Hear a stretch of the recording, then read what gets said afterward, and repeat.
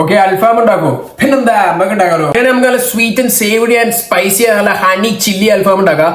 നമുക്ക് ഉണ്ടാക്കിയാലോ? വയോ.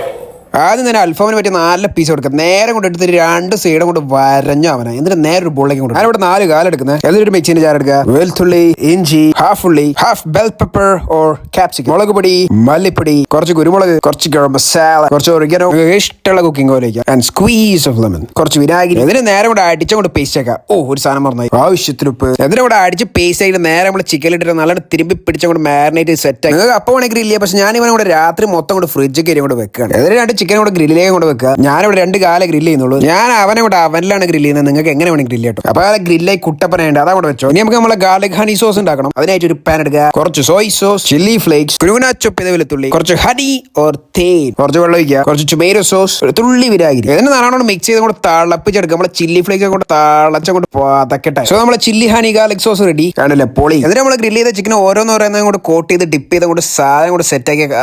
സാധനം കണ്ടില്ല, നല്ല ഇങ്ങനെ പൊളിയായില്ല. ഇതിന് നേരെ ഒരു പ്ലേറ്റിൽ മാറിയിട്ട് നല്ല പൊറോട്ട, നെയ്ച്ചോറ്, ചപ്പാത്തി എന്തെങ്കിലുമൊക്കെ ഒരു കുന്തം വെച്ചൊരു പിടുത്തം കൊണ്ട് പിടിച്ചാണ്ടല്ലോ. സ്വർഗം. അതാണ് നമ്മുടെ ഹണി ചില്ലി അൽഫാം റെസിപ്പി. ഇത് സ്പട്ടിക്കോസ്കി സാധനമാണ്. അതെന്താ വെച്ചാൽ എനിക്ക് അറിയാം, പൊളി സാധനമാണ്. അപ്പൊ ഈ റെസിപ്പി ട്രൈ നിങ്ങൾ അഭിപ്രായങ്ങൾ കമന്റ് ബോക്സിൽ അറിയുക. എന്നാ പിന്നെ ഗൈസ്, ഓക്കെ ബൈ.